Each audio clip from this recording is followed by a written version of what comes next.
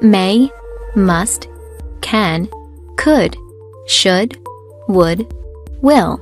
These little verbs are a type of helping verb called modals. What's their function?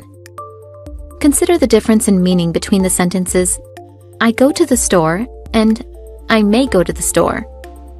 The second sentence expresses possibility. So modal verbs place conditions on the main verb, like possibility, obligation, ability, likelihood, and so on.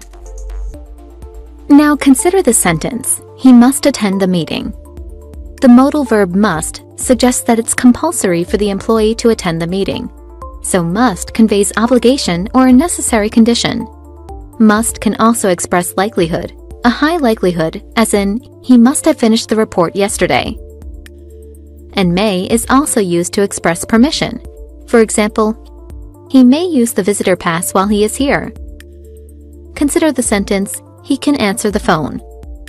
The modal verb can indicates ability. The speaker is able to carry out the action described by the main verb, answering.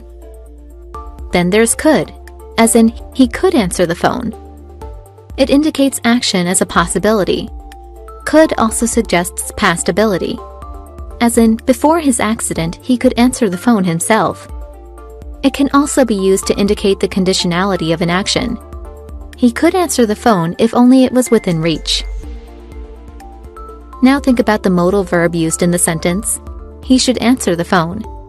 In this case, should has an advising effect, recommending that the action take place.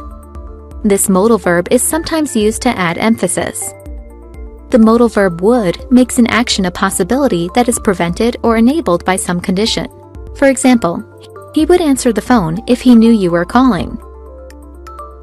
Future actions that are assured or promised are covered by the modal verb will. For example, he will answer the phone. Modals are powerful little words. They can alter the meaning of sentences. Use them carefully and precisely to convey your exact meaning.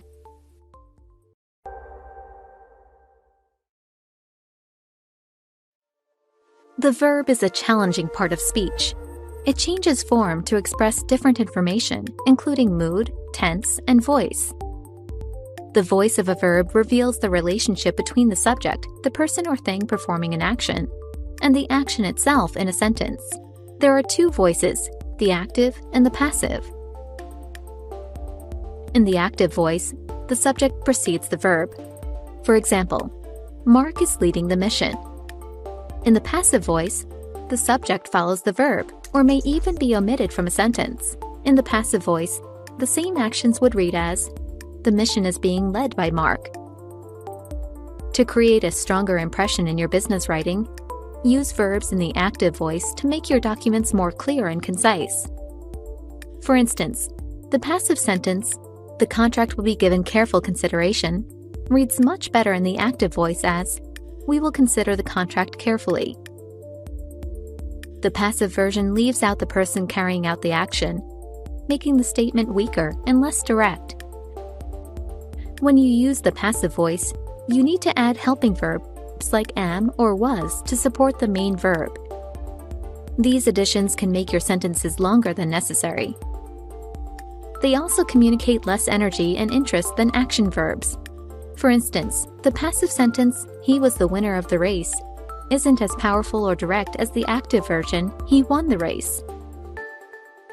But there are some instances when writing in the passive voice is effective. It makes sense to use the passive voice when the agent of action is relatively unimportant compared to the action itself and what is acted on. Take the sentence, the personal data of thousands of customers was stolen. The agent of the action in this case may be unknown and is not as important as the data and the fact that it was stolen. In addition to voice and tense, verbs also have moods. The mood of a verb refers to the way the verb expresses an action or state of being. The three types of mood are indicative, imperative, and subjunctive. You use the indicative mood to declare something as a fact, describe something, or provide factual details. A sentence such as, I'm going home, is written in the indicative mood. You use the imperative mood when you want to issue commands or make requests. For example, pick up that envelope and please bring me some water. Both these examples have an implied you as the subject in sentences in the imperative mood. This subjunctive mood expresses an action or state as doubtful, imagined, desired, conditional, or otherwise contrary to fact. For example, we wish that the company had more offices, and if he had more time, he could finish it. So verbs have moods and voices. Understanding these will help you use them correctly in your writing.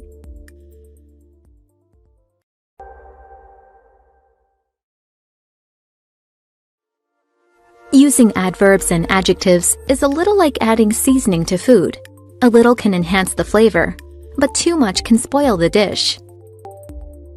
There are two areas that can cause trouble with adjectives and adverbs: forming the comparative and superlative degrees, and confusing adjective-adverb pairs like real and really.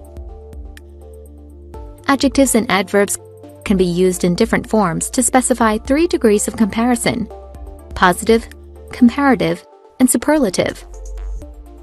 In the positive degree, adjectives or adverbs describe the quality, quantity, or manner of one person or thing. In the comparative degree, adverbs and adjectives compare 2 people or things. In the superlative degree, adjectives and adverbs compare 3 or more nouns. How you form the comparative and superlative degrees of an adjective or adverb depends on the number of syllables in the word.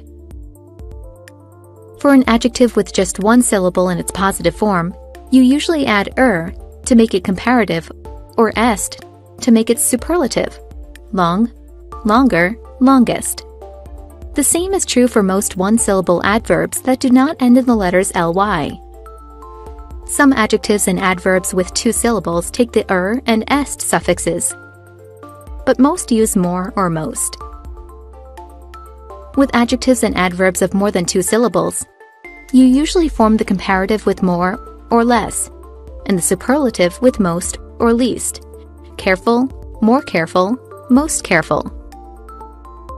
And if a participle is used as an adjective, then use more or most before it. Some adverbs and adjectives are irregular, so their forms don't follow rules in the comparative and superlative forms. If you're uncertain about which form to use, check a dictionary. When using the comparative and superlative forms, use either the "er" and "est" endings, or the words more and most, but not both.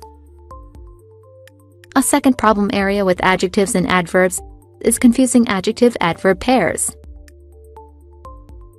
A simple way to check if you're using the adverb really and the adjective real correctly is to replace them with the word very. If the meaning of the sentence is maintained, you should be using the adverb really. If not, use the word real.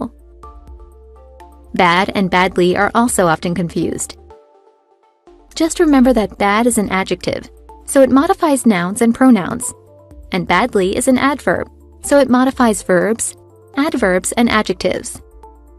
Badly only tells how something is done. If you say you feel badly, you're telling how you touch something, your tactile ability. Similar confusion can occur between the adjective good and the adverb well. Good describes nouns or pronouns and means commendable, worthy, virtuous, or valid.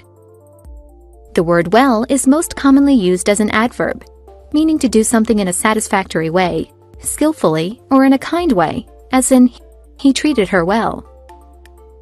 If this seems complicated, don't despair. Half the battle in using adverbs and adjectives correctly is just being aware of the problems that can arise.